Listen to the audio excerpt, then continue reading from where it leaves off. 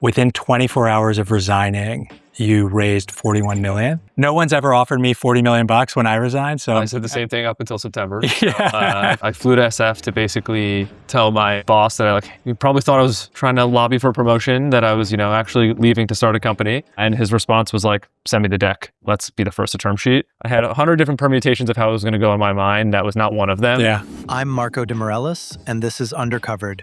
Today we're at I Fiori, one of New York's most beloved Italian restaurants, to enjoy a delicious lunch while talking tech.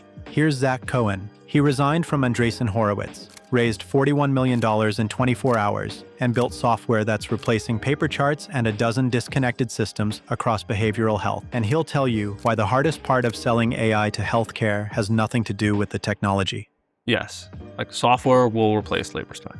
100%. Right. But that is not where we are in healthcare. At least it's not where we are in behavioral health. For me to come in as a software vendor, give you a pitch and tell you, hey, you can fire your 15 utilization review people, I am discounting the fact that that is actually a really hard thing to do. They're not only giving up control, they're also potentially giving up people that they have relationships with. That's going to take them 6 months. And I need them to feel, and I'm doing heart surgery, so I need you to know that you're going to be much healthier and better right after the surgery. Not in 6 months. You had a different product philosophy than most founders in that you're building 3+ products at once on day one. So I think one is, yes, we are building 3 systems of records concurrently, but there's also heavily overlapping features between those systems of records. One of the hot takes you had was around basically verticals are becoming horizontal. Say a little bit more about that. Diagonal is the better phrase. What we're seeing right now is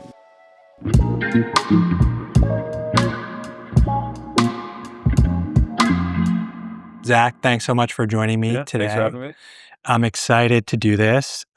One of the things I want to start with is when I was preparing for this, I saw in my show notes that within 24 hours of resigning, you raised 41 million. I guess I want to unpack that a bit. Is it true? What was the real story? Totally. No one's ever offered me 40 million bucks when I resigned. So I said the same thing up until September. Yeah. I feel the same way. It's mostly true, which is the good part of the story. Yeah. And I think it's a lot of it's a credit to a16z as a firm. I think they talk about being founder first, founder friendly. They put their money where their mouth is. That's awesome. I flew to SF to basically tell my my boss that he probably thought I was trying to lobby for promotion, that I was actually leaving to start a company. And his response was like, send me the deck. Let's be the first to term sheet. Wow. And went to IC 16 hours after that meeting. We finished dinner at 9 o'clock, had an IC meeting the next day, and then got a piece of paper that was like, hey, we're going to lead you around.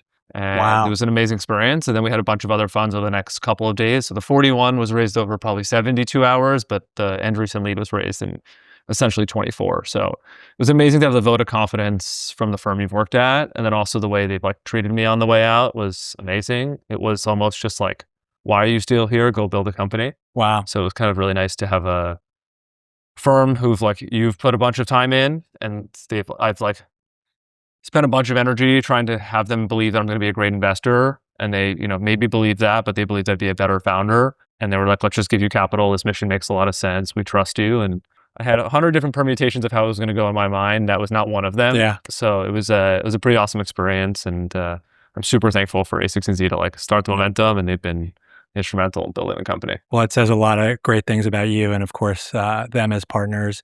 I guess I want to get to ease, but even before then, talk a little bit about some of your investments, whether it's a business like Raspberry AI or some of the others. I noticed, and I get this too, by the way, as a ex-consumer partner at a large traditional fund who's now done a lot in defense and healthcare and other spaces, how you went about navigating that shift from consumer to healthcare.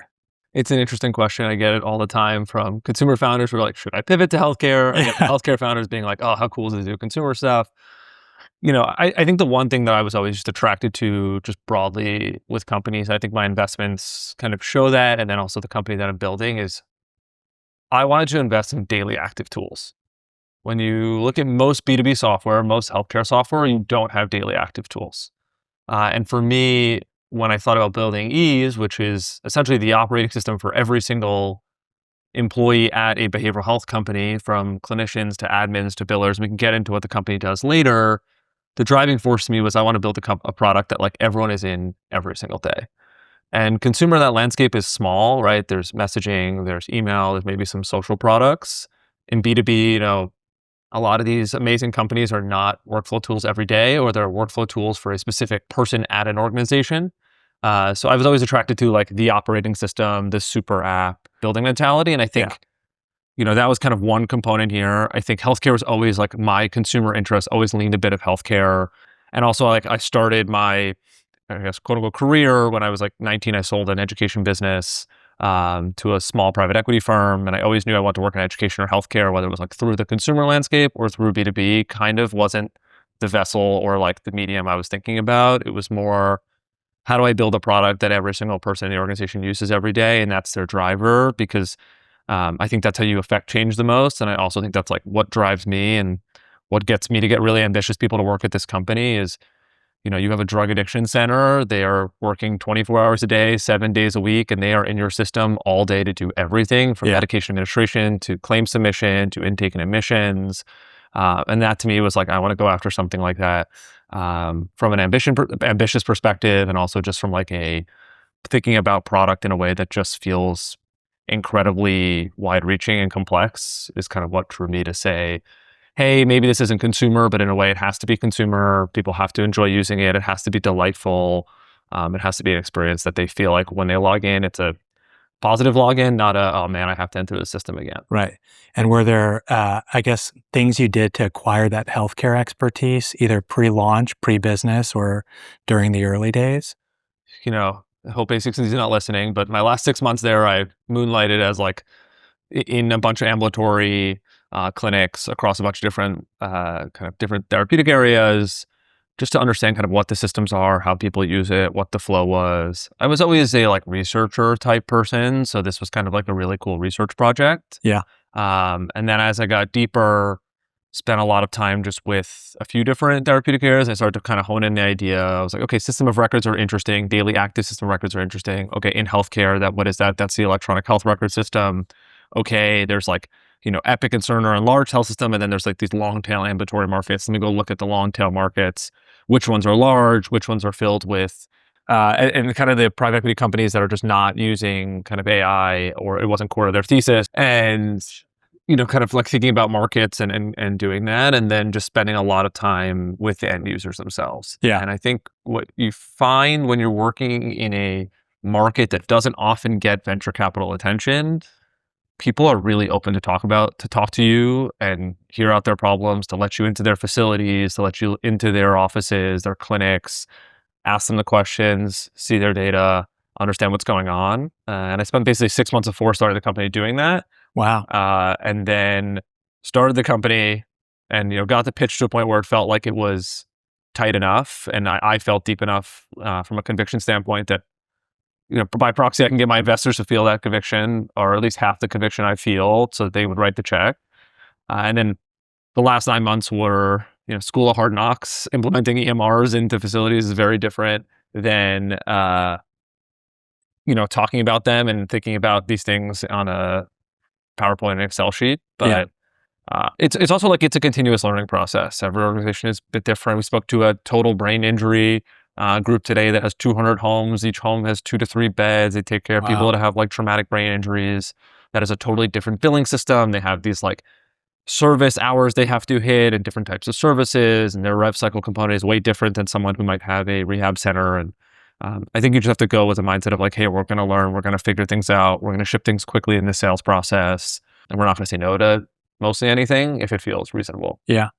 When you think about, I guess there's different perceptions of behavioral health. Mm-hmm. And if you think too narrowly about it, it can seem crowded on the surface. How should I think about behavioral health? Yeah. So I think like when we talk about behavioral health, people from VC land, they think like Grow, Headway, Alma. Maybe they start to think about Equip and Charlie, which is kind of the newer age, higher acuity, scaled venture players. It's a much larger spectrum than that. Behavioral health goes from outpatient, intensive outpatient, partial hospitalization. There's medication-assisted treatment. Within medication-assisted treatment, there's like opioid and Suboxone treatment. Then you have inpatient care, which is, residential care for eating disorders, for addiction treatment, for all other types of treatment. You have residential psychiatry, and then you have inpatient psychiatry. So there's like levels and levels of care here, which is incredibly important because behavioral didn't look like this 20 years ago. It was like, you either have a 28-day residential stay or you see an outpatient, and now we've evolved to have sober living in tandem with PHP. And like, that is kind of really important. What that also does is it adds a ton of complexity to like the technology that supports it, because you now have organizations that have the full continuum of care. And then what it also does is it also makes revenue cycle a lot more complex. Yeah. And that complexity and the fact that these organizations are increasing the amount of service lines they have to increase the continuum of care so they can see a patient step up or step down in the same organization leads them to kind of feel the pain from the technology companies that were built in an era that wasn't actually the way the market was structured. So when I think of behavioral health, I actually think it's like fairly not crowded. Take inpatient psychiatry, like these freestanding acute psych hospitals, there's about 2,000 in the US. About half of them are on paper. Wow. So that's greenfield, right? For their intake and their EMR, they're like clinical medical, they are on paper. Wow. Yeah. So like that is totally greenfield. Now, substance abuse 15 years ago was completely greenfield. Now it's not, but there's also like basically no venture competitors in the space. So we can do things that other competitors can't. Not only can we attract really good talent, not only can we say, hey, we don't have to care about the single gross margin economics of this single customer right now. We just want to make them super happy. And we see the long tail enterprise value of this contract. So we don't have to charge implementation fees. But also we can build things that are commodities in our system and it don't hurt our economics. But if you built your system 15 years ago, they're not commodities. Yeah. So API usage, custom forms, clearinghouse charges, like we can just kind of eat a lot of this stuff because we have the ability to sell a lot more in different tools, and we can get into what that means. Yeah. I don't think it's crowded from a venture standpoint for sure. There is like a super long tail of bootstrap companies or small cap private equity companies. They just don't have the ability to attract the talent and ship the way we do, and also have the like lack of technical debt that we have because we were starting the company as of 10 months ago. Yeah. So I actually think it's probably like the most wide open market. Part of when I like recruit candidates, I'm like, go demo our competitors. Like, hey, you're thinking about going to work at Decagon, like you're gonna have to fight against Sierra. You're gonna have to fight against Finn. You're gonna have to fight against some really good AI customer service tools. And maybe that's the best company. But for me, I'm like, go look at our competitors. You'll see the software has not changed in 10 years. The basic things don't work for them. Yeah. And the pain is real. So I think from a competitive landscape, like I lean really hard into that when we recruit, because I do think that makes it very, very, very different. I could talk about why we talk about moats a lot also when we recruit, but from a competition standpoint, I don't view it as crowded actually. I definitely want to get into talent pitch because I think the beauty of your background is you've seen greatness up close and you know what that looks like. But even before then, when we think about, I guess just in this category post LLMs, like give me a concrete example of what's possible with an AI native product versus a product that maybe was architected 8 years ago. Yeah, for sure. So, I mean, I think like core example, let's take like chart auditing, for example. So for people who don't know, chart auditing is essentially you're reviewing the chart to make sure that you are hitting all the compliance rules and all the payer rules for the procedure code you're billing for. It's really, really important. Organizations have kind of 3 approaches right now to do it before AI, which was they had a full team of reviewers that are basically clinical directors reading every single note or a large bulk of notes. Yeah. Obviously, that's not scalable and that's very expensive. Or they don't do anything and they're kind of like, let's leave it up to the gods and hope that we don't make mistakes. Also problematic. Or the third thing is they would use a technology company to basically pull out randomly 1 out of every 1,000 notes to like go over, and then they would like review that note, with a technology company. With language models, like we can do a ton of that contextual review ourselves. And with like a bunch of prompt engineering and custom rules building, we can actually like ingest a note, read all the context of the note and say, hey, is this going to like be CARF or joint co-compliant based on the treatment plans you had and the progress mentioned? And by the way, you're billing this interactive complexity code here, like does the documentation support that interactive complexity code? Yeah. That is a tool pre-AI you could not build. Now, what does the market look like today for that tool? If you want to buy an AI tool that does chart auditing, there's a few companies who do that. They are third-party companies where their basic bread and butter is deployed engineering, which I'm sure you talk about FDEs all day long. But the reason why they're deployed engineers is because they work in these legacy EMRs and they figure out how to pull these notes out of the EMRs, normalize that data, review it as an AI clinical director, and then push the learnings back in. That's a very hard task to build in a legacy system.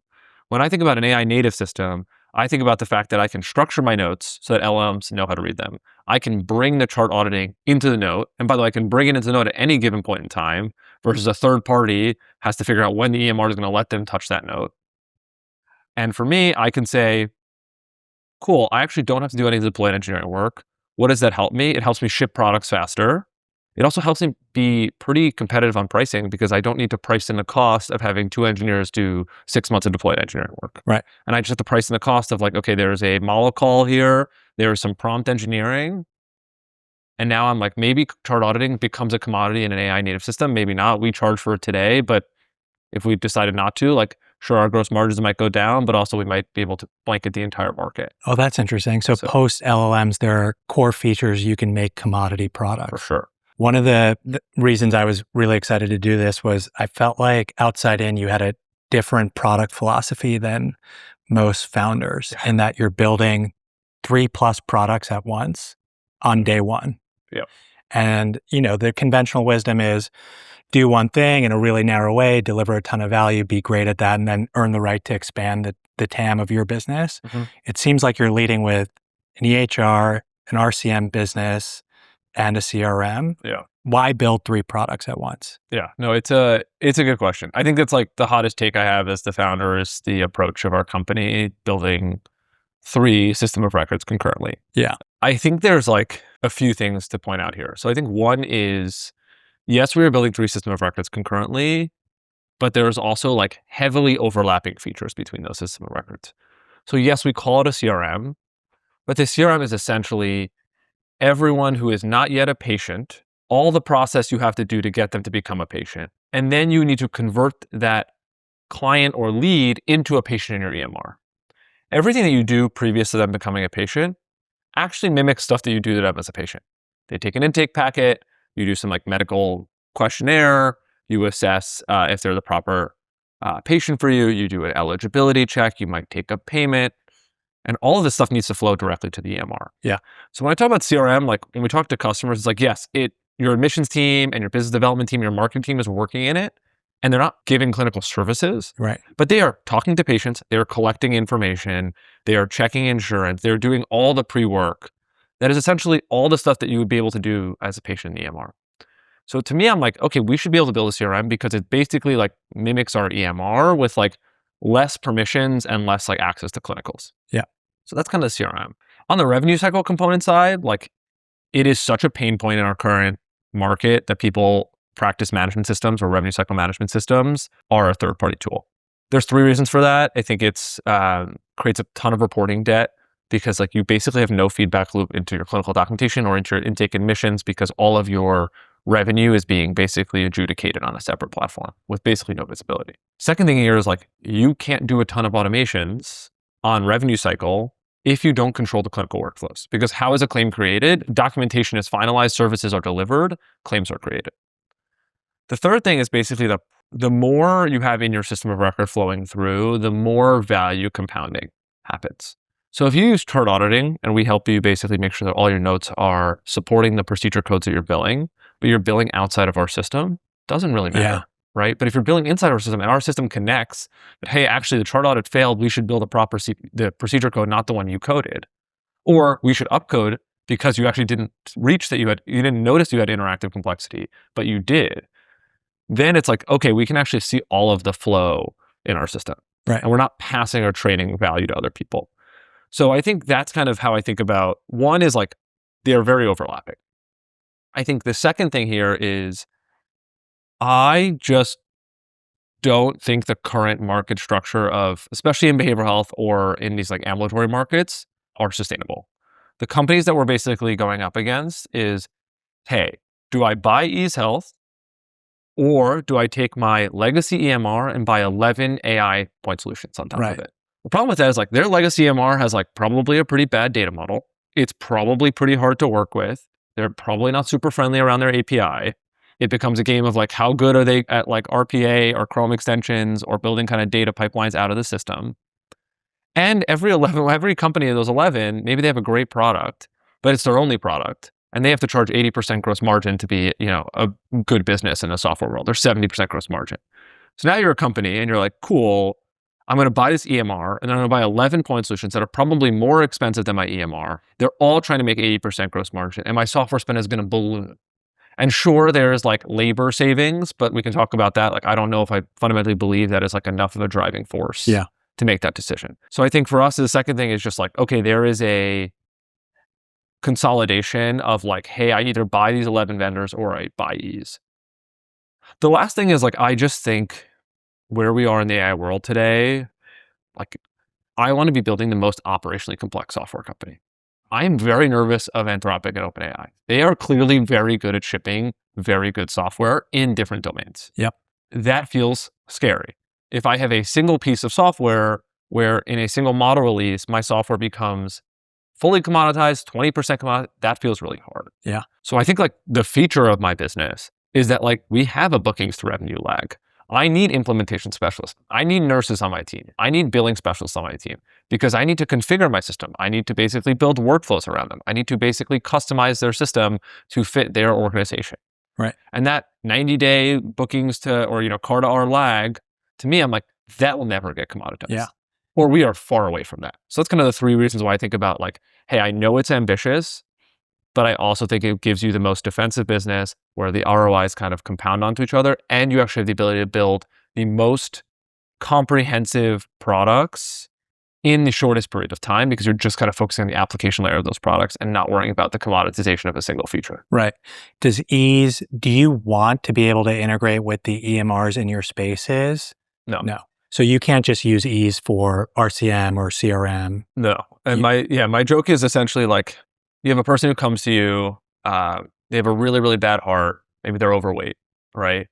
And your doctor says, oh, I'm going to give you a Whoop. Yeah. It's not going to work. Yeah. I'm going to give you a factor meal kit. Right. It's not going to work. Right. Right. And maybe they buy it because like it's an easy way out, but like after it, it's not going to help. Yeah. I'm like, no. We're going to do triple bypass surgery and then I'll sell you the Whoop. Yeah. And then I'll sell you the meal kit. And that is the scribe, the ambient documentation, the authorization tooling, the autonomous rev cycle. Like we need to do heart surgery on you. Right. So in nearly 100% of your sales, you're replacing the EMR. Unless it's paper. Yeah. But the paper is EMR. So 100% of our sales are EMR. That's great. Yeah. And when you think about, I guess the other place I thought you were unconventional was in go-to-market too. One of the hot takes you had was around basically verticals are becoming horizontal. Mm-hmm. Say a little bit more about that. Yeah, I mean, maybe like diagonal is the better phrase. Horizontal is probably a little bit stretched, but I think there are just, like what we're seeing right now is we're getting a ton of inbound from other markets. Other kind of, hey, you're in behavioral health, I'm in ABA, I'm in skilled nursing, I'm in hospice, I'm in home health, I have the same problem. What you're building is amazing. I've tried to generate together AI solutions. It doesn't work. It's too expensive. And what we're basically seeing is like, cool, let's take a step back what we did for the last 8 months. We built really good intake and admissions tools. We built really good clinical documentation tools. We built really good compliance tools around those documentation tools. We built amazing medication tools for med management, for prescriptions, for labs, for urine testing, for medication administration record, for inpatient care. And we built a really good revenue cycle claim submission tool that works for both institutional and professional claims. Those are all fairly agnostic tooling that basically, like, if we say we're going to go into another market, we are 30, 40% of the way of just like, hey, through like 4 engineers, a like subject matter expert, and our EMR, they can go build a skilled nursing mode, an AVA mode in our EMR, and it won't affect any of the behavioral health customers because AI is amazing. We can permission, we can flag, we can change the user experience. And we've done all the heavy lifting of like, hey, we've built the tools that like kind of everyone needs if they're doing inpatient and outpatient care. Yeah. Do you think that vertical to diagonal analogy is true in healthcare specifically, or does it extend to other domains? I think it's probably more specific to healthcare is my gut. It's hard to say because I haven't built anything obviously in other domains. Yeah. But I do think that like, again, the knowing how to implement, the knowing how to hook into insurance, like these things just take a lot of time to learn how to do. And if you're good at them, and if you know how to build software in the age of AI, it's kind of like, why are you building a super vertical company? Other than the fact that, hey, the proxy for me to build a really good other vertical company is to build one vertical company. Right. And then kind of tilt it horizontally. Right. So I think hard to say in other markets, to be honest. Yeah. But I definitely see that in like my market in EHR and healthcare. More broadly, potentially less difficult. Healthcare has this like weird integration, interoperability problem that like we've kind of now seen. And there's all this like state legislation. So I think a lot of this stuff is, like skilled nursing might look different, but also we've seen something that like is analogous to that. Right. And we know how to handle it. Healthcare companies and AI talk about ROI. What I found is you talk about it differently. Yeah. You're not very much focused on replacing people or labor. No. Say more on like where the philosophy comes from. I'm sure you've been pitched in your old days. Like and I believe it. It's not that I don't believe it. Like I think, yes, like software will replace labor spend 100%. Right. But also we need to realize that like we are in worlds of Silicon Valley, and a lot of those companies are selling to CTOs or CISOs or people who are like in and around that market, or knowledge workers who understand that to a deep degree. Yep. That is not where we are in healthcare. At least it's not where we are in behavioral health. The other part of this is like, I've done private equity before. I have acquired companies before. I've done change management in my prior life. Like, it's really hard.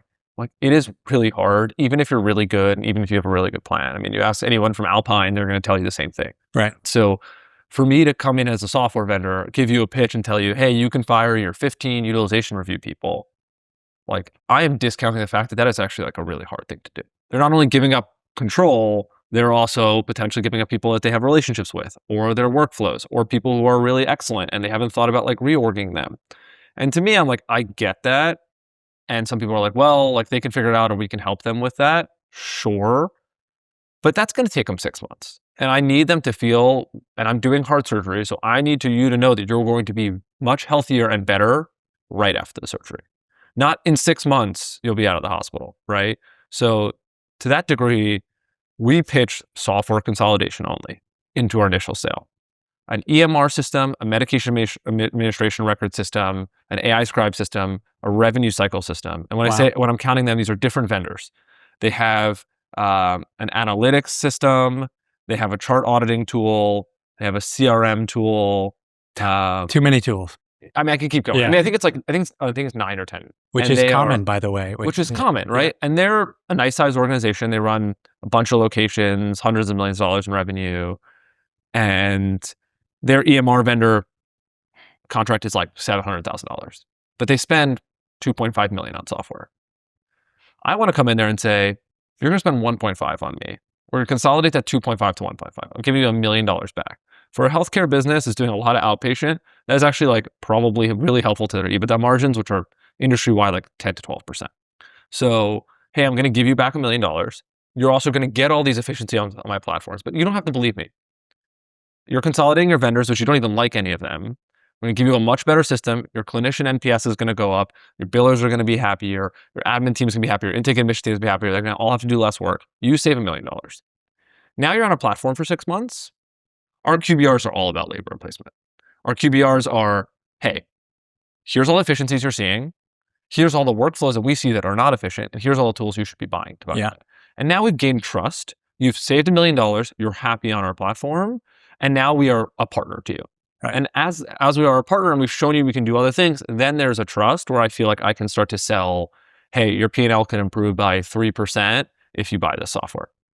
And that feels like the motion we want to go after. So it's not that I don't believe it. I just think leading with it leads to really tough sales cycles that are just longer. Yeah. Because they're like, oh, I need to figure out my org design before I buy the software. I don't want that friction at all. And how much shorter do you think your sales cycles are because of it? I think they're probably 3 times faster. 3 times faster? Yeah. I mean, our sales cycles are like, our ACVs are $200K with like 65-day sales cycles. Like healthcare does not see that. And we're doing EMRs. Like this is big. And we need to do 8 demos, but like we move fast and they get it. And listen, there are some that have taken 7 months to close. There's some that have taken 12 days to close. But on average, like I just think it's a lot faster of a sales cycle because of this. And so you don't pitch revenue ROI. There's no revenue growth or incremental revenue as part of it. We talk about it. I mean, they see the platform. They're like, oh wow, like they see the platform. There's like 3 kind of things that we get usually, which is, oh wow, this will save us a bunch of time. That's great, and that's from clinicians, that's from billers, that's from admin. So obviously there is like a ROI attached to time saving. Now, how do I think about like clinician productivity ROI? Like, I don't think I need to build like case studies on that. They just are like, oh, our people will save time and they'll be happier. Great, less turnover, all of that stuff. but I don't need to build an ROI chart for that. That's like pretty obvious. Right. The second thing is like billing. There's a lot of like lost revenue, not only from like down coding or up coding, but like bundled billing. Like a lot of our customers actually like, if they do 4 services in a given month and they put it in a bundle, they get paid 75% more than if they build those individually. That is like a crazy difference. Yeah. It's like you can't miss a bundle. They're actually going to Patient chart and like manually bundling all of this, right? So like, oh, actually like you can bundle it and you won't miss a bundle. Now, how many bundles have you missed? I don't know the answer to that, but I promise you're doing it and you're missing it. Right. And I think they're like, okay, that's great. And then the third thing they're seeing is like, okay, if they start to buy the like chart auditing tools or they buy like the intake and emissions tools, then we start to talk a little bit around ROI, around clawback protections, around like the lack of like being nervous around compliance and audit roles. Like all of that to me matters. But I think the first 2 is essentially just like, hey, this system is going to make people happier. Yeah. You're not going to miss out on revenue. You're going to make sure that everything is coded properly and bundled properly and billed timely. And it's not going to take a bunch of manual work. Yeah. And then the third thing is kind of what I mentioned before. And so for the average new clinic that comes on platform, are you basically trying to provide them with that $1 million of consolidation spend savings, or is that atypical? Yeah, it's called 30% of software savings. I would say it's not 100% of our sales. I mean, obviously, like people coming off paper, it's a very different situation. Fun fact, paper is actually really expensive for storage. Yeah. Medical paper storage is actually really expensive. It has more than software. Paper's super expensive. Paper's super expensive. We learned that the hard way. When we quoted someone, they're like, oh my God, that's really cheap. And I was like, ooh. Yeah. But yeah, paper's expensive. So I think it's different based on the complexity of the customer. But I would say the larger enterprises, it is like a software consolidation, get out of the software that you hate and save money is kind of the pitch that's like really landed. Yeah. Also just everyone in one system. So the other part of this whole, like, clearly I'm talking a bunch about fragmentation that exists in our market. There's 11 vendors. People are using different CRMs, EHRs, RCMs. It's like a jerry-rigged stack. Yeah. The other problem is like, you have no visibility across your org if you have that. You have different data models that don't talk to each other. So very often you have like sophisticated customers building data lakes and they're trying to like replicate the data and it's just a mess and they can't get real-time reporting on like, hey, this intake came in, it took them this long to basically get into care. They were in care for this long. This is the claims that were associated with them and this is what the payment is. Right. And essentially like, this is like how much revenue you generated on that one admission and how much time it took to get that admission through the door.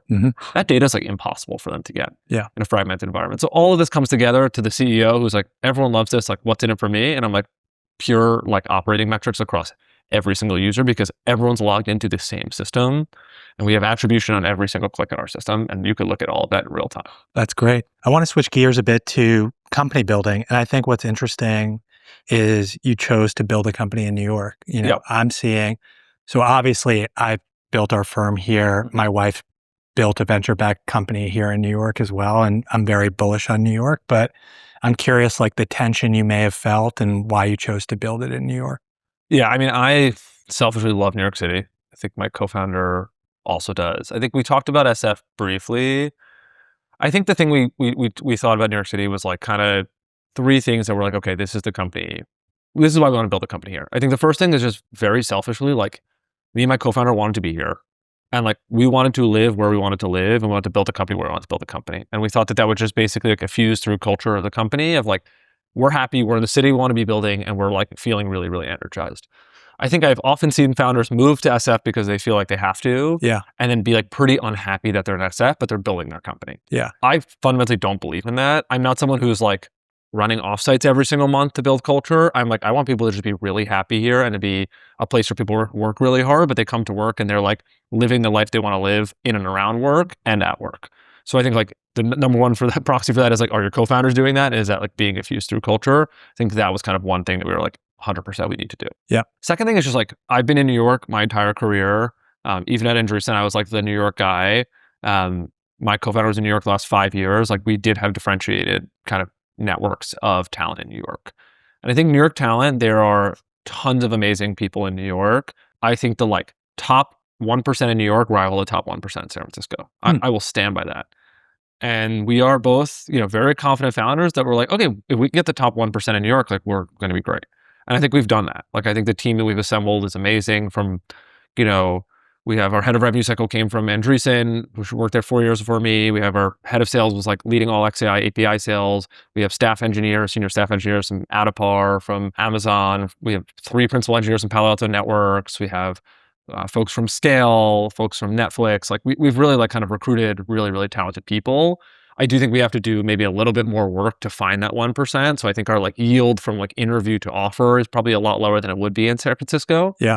And then I think the third thing is like, you have a lot of folks who are just tangentially connected to healthcare in New York. I think a bit more than San Francisco. For sure. It's just a bit more prevalent here. A lot of spouses, their spouses are very often like their spouses are doctors. My wife's a PA. My co-founder's wife is a doctor. We have multiple partners of the organization who have like are in medical school or are a dentist or really like it kind of permeates through. And I think there has to be like what we're doing is so hard. And you need to have a reverence for the providers or even for the admin who is like writing emails for intake.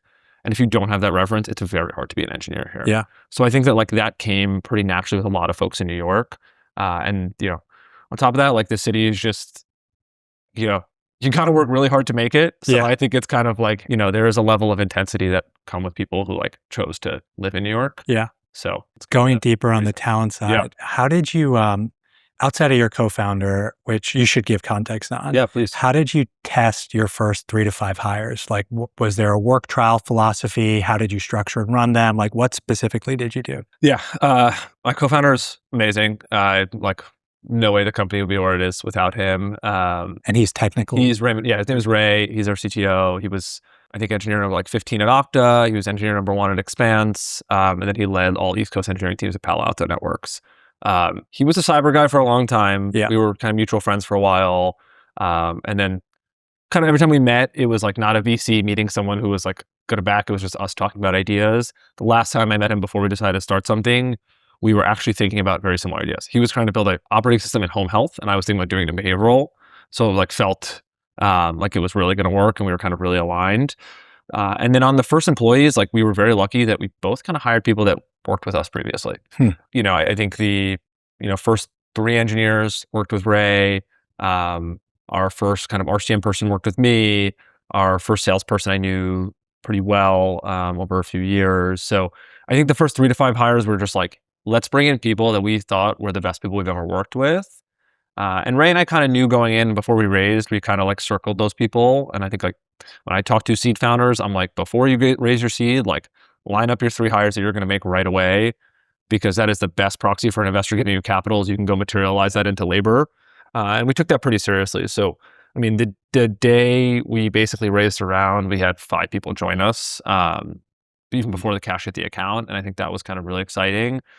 Going forward, I think we, on the like technical side, have like a pretty rigorous technical screen. And then we usually bring folks into the office just for kind of like lunch vibes connection. I think that has done a pretty good job here in terms of like we've had no attrition on the team, which is pretty amazing in the last 10 months. And it's been an intense 10 months. How many people are you today? We're close to 50. Great. Yeah, about 48, I think. We have 5 starting in 2 weeks. So that number will continuously go up. We've also just been like, hey, we run lean until we really can as a philosophy. And I think 45 sounds like a lot, but we are such an operationally intensive business that like 22 of those are engineers. The rest are in customer success, implementation, revenue cycle services, go to market.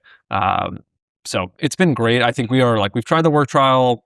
I'm like middling on if it works or not. I think it's really, really hard setup, but I think we are definitely like reference heavy. We definitely run like a pretty robust interview process. It's very fast. It's like 3 very intense interviews, but we are also just like very foregoing on our information. Like I don't believe that you should be able to recruit really good talent because you have asymmetric information across the table from someone else, and you could talk ambiguously about all your success. Like very often I'll like open HubSpot and be like, oh, you want to look at our pipeline? Like, why don't you just look at our pipeline? Yeah. Like, I'm not going to like make an Excel sheet for you. I had an engineer in our office yesterday, we're recruiting, and he was like, oh, I want to see like your bookings. And I was like, cool. Just like, give me a second. I popped HubSpot on the screen. I'm like, this is what's happening. He's like, great. What's the biggest fear of your company? I'm like, oh, here, I have a fear doc. Let's go read it together. So I think there's like a level of just like, we're a startup. Things are going great, but also like, we're a startup, right? It's like we're flying at the edge of a cliff always. So I think that's kind of how we think about philosophy of recruiting those people.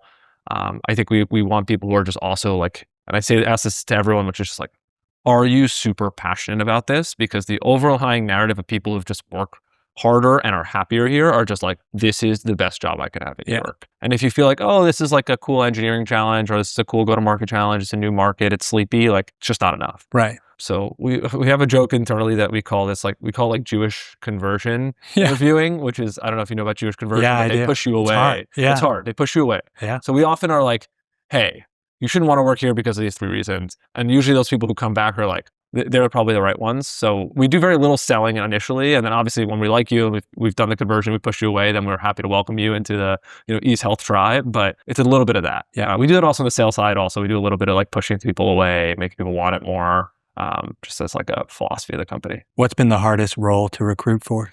I think the like hyper niche roles in healthcare have been hard because I think we have to just make the decision of, do we hire a really smart general athlete? Do we hire someone who has done this specific role before, but maybe at a company that has definitely worked at snail's pace compared to us? Yeah. And that's not the person's fault. That's just the market that it's in. Or do we pick like a healthcare adjacent person who knows about healthcare? Maybe they were an investor, maybe they were an operator, maybe they were a consultant, and they can kind of jump in. Right. And I think that's like, who leads our RCM services team? Who does like revenue cycle management implementation? Who does EHR implementations? Do we hire an EHR implementation from the private equity companies that we are competing with? Or do we hire someone who is coming out of McKinsey for 2 years and is just like willing to grind and wants to get in front of customers? Right. They're hard because we are still not sure which path is right. And we're kind of playing all those cards right now. So I think we're still kind of figuring out those hires, but those have been definitely probably the most challenging. Yeah. What's in the fear doc? I've never heard that articulated that way. There's a lot. There's a lot more in the exciting doc, which is another way it's probably not actually documented, but it's why I get up and work hard every morning. I think for me, it's, we are doing probably, like, I don't know if there's another as operationally intensive business in healthcare as us. I don't know if anyone has as ambitious of a product roadmap as us. Like, we are doing a ton. Yeah. I think we're also, Ray and I are hyper confident that we can kind of do a lot more than everyone says and, ignore the scripture sometimes. And I think that's like worked for us so far. But at the same time, it's like, why is inpatient psych on paper? Right? No one has solved it. Why has no one solved it? And are we going to solve that and solve, addiction treatment care at the same time? I think yes. But there is like a level of, ambition that comes with like, can you manage 4 concurrent roadmaps? Can you manage 75 ongoing implementations? Yeah. Can you manage recruiting an entire team, scaling teams, and doing all of that in parallel? I think yes, but I also think that like you have to, as a person, understand the weight in which you're taking those things on. Yeah. And if I didn't, I don't think I would give it the proper support and focus. Yeah. So I think that's like usually the top of the fear doc, which is just like, is our ambitious meter like even high for me? I think we've managed it really, really well, but I think we need to consistently do that as more customers go live, as more, as our product surfaces increases. The other thing here is like the velocity of the company is insane. Like I am so proud of the people that work at our company and the speed at which, like, I'm going to pick up my phone after this podcast and I'm going to have 850 Slacks from 40 different people on like real things that are probably major updates. So like, how do you communicate all of that? And not just like product and engineering changes, but also sales changes and implementation changes. And hey, we shipped a bunch of new features on this product. Now implementation needs to know those features. They need to train on those features and they need to train the customers on those features. I think that is the other part of the fear doc is like, I think this is like to every founder who's like working at Mach speed in the AI world is like, how do you do cross communication in a really good way? And it's not just like a Claude skill pinging everyone in the company about a release. Like we tried that, it doesn't work, right? So there needs to be an understanding here. And you also have people who just have different levels of capacity of understanding technical products, which is totally fine. Yeah. We've structured the org that way. But if our implementation person doesn't understand how our rules-based calendar now works, then they can't actually implement it in the customer. And the customer's getting none of the value that they saw during the demo process, and they're going to be an unhappy customer. Yeah. So I think that's like, those are the two things I think are, and they're overlapping in a way, but probably those are like on my fear doc. When you think about, one of the questions I love to ask when I meet really talented people is understanding really who they think the most talented people are that they've worked with. And so if you were to name the most talented person you've ever worked with who's not at ease today, who comes to mind? Yeah, I mean, the funny part is like the 5 people that come to mind are all at ease today, which is like pretty amazing. Yeah. If I'm thinking of not at ease, I mean, I'd probably say the Function founder, Jonathan, showed me a lot and gave me a ton of confidence that I can be a founder. And not because I'm like, oh, if he can do it, I can do it. That's definitely not. But the level of kind of resilience and the level of like creative deal making decisions, like he's just not like, oh, we send more cold emails out, we get some B2B business. He is like locking up influencers, building these really interesting equity deals, just thinking really creatively how to build moats around his business, renegotiating rates, building better margin profile of his business. And I think like he is probably the most talented person I've worked around, and he's hyperscaled the business to hundreds and hundreds of $1 million run rate revenue in like 3 years. So he's someone I think about, but like candidly, the like 4 or 5 people we recruited at Ease were the people that I probably would have answered that question to, which is amazing. And it wasn't easy to get them because everyone else knew that they were really good. But yeah, that's kind of what I think about. And where do they come from? Palo Alto Networks? The early folks were like from Andreessen, from XAI, from Palo Alto, from Adapar, Scale, like Amazon. Like they've been just incredible. Like I think the level of like, hey, I'm just going to do the thing, and the thing feels really large and scary, and I don't know anything about the thing, but I'm also just going to become a product engineer if I wasn't before. If I was, I'm going to stress test myself to a point that I was ever comfortable to, or I'm going to context switch across 3 different system of records to build products. And that is like really, really kind of amazing. Yeah. Something that I love your background because not only is it relevant, but to me, but you just have seen so much game film. Yeah. Like when you think about what you do to manage investors and how you work with your investors, like what do you do differently than your typical founder who wasn't in your seat? Yeah. I talked to a lot of founders about this, not only just raising, but like also managing or, managing preemptive interest to make sure that like people are around the table when your pan is hot, right? So I think there's like levels to this. I think there's like probably an entire podcast on like how to pitch narrative to VCs, which I won't kind of belabor here. I think the management of investors, I think often people are very nervous to share raw information. Yeah. I don't feel that way. Yeah. I'm just like, hey, this is my business. It's also like, it's a product of the investors I feel comfortable with and who I brought on my cap table. But besides Andreessen, who is it? Sunflower, Box, Abstract, Maven, F3, then a bunch of kind of like angels. But they all know what's going on in our business and like, it's not because I write investor newsletters. They call me, I call them with problems. I'm very honest. It's not just like, oh, here, like we're about to grow 15x this year. Like that's great, but also like growing 15x is really, really hard. Yeah. And like, here are the 17 things that keep me up at night. Here are the roles I need to hire. Hey, like, here are the things that I'm struggling with as a founder.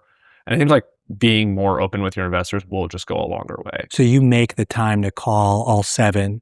I mean, it's like texting, calling, but it's like 3-minute phone calls. Yeah. Like, I think it's like, hey, I'm going to touch base with them. It's usually on Saturday or Sunday. And I'm just gonna be like, here's what's going on. Here's the 3 things I need from you. Here's some 3 things that like are about our business that like happened this week. And I don't think I do it at a specific cadence. I don't think I like set reminders to myself, but it just feels natural where like, if I get a question from an investor and it feels distant to where we are today as a company, I will make note of it in my head and say, I'm going to call them and like fill them in. Yeah. The other thing is like, we do share board materials with all of our investors who are not even on the board. Obviously we redact information that can't be seen, but I'm like, cool, it's a presentation about our company, like let everyone see it. We even show it to our own employees. So there's a level of transparency I think is really important. And then on the preemptive interest side, I think it's very similar, which is just like, tell people what's going on. Like, it's not a secret. Like, it shouldn't be a secret. Like, I don't know. Withholding information, I think, is actually a game that doesn't work with VCs, or at least I haven't felt that way. And when I was an investor, I was like, cool, if I don't have this information, I can't act on this information. Yeah. Now, I'm not saying that you should send financial models to Vinod Khosla when you want to like raise a round in 1 minute. There's like degrees to this thing, but there's also like hey, like tell them where you are, tell them what's moving along, tell them what's gone live, talk about the things that are great about the business. And I think they'll feel more connected to you. They'll feel like they understand the business a bit more. They feel like they've gotten a head start. So I think that is kind of like a degree of openness that maybe I have as like a former investor, trusting that they like want my best interest. Now, if you have an investor on your board that you don't feel that's the way, then like that's a bigger problem. Yeah. And you should just not have those type of investors on your board going forward. Yeah. Fair anything enough. you can do to change it now, I would. Yeah. We didn't cover the pitch to talent, but I think what I've learned about Ease, it's a really strong one. Could you elaborate on it? Yeah, I mean, I think it's like an amalgamation of everything I said in this podcast, which is just like, if you want to work on incredibly ambitious product roadmap at an incredibly operational complex company, if you want to work on AI tooling across every spectrum of the life cycle of a patient, because you have companies who are just doing prior auth, right? We have a prior auth feature in our system, but there's 10,000 features in our system. Right. So if you kind of want to work across that on an extremely ambitious roadmap, on a team that is moving really fast and working on like hard and meaningful problems, like these are amazing organizations. I mean, like we just went live with like an adolescent stabilization unit in New Mexico. Like that's a really, really tough place, but it's super needed, and they're helping people at basically their lowest point and stabilizing them so that they can actually go get care.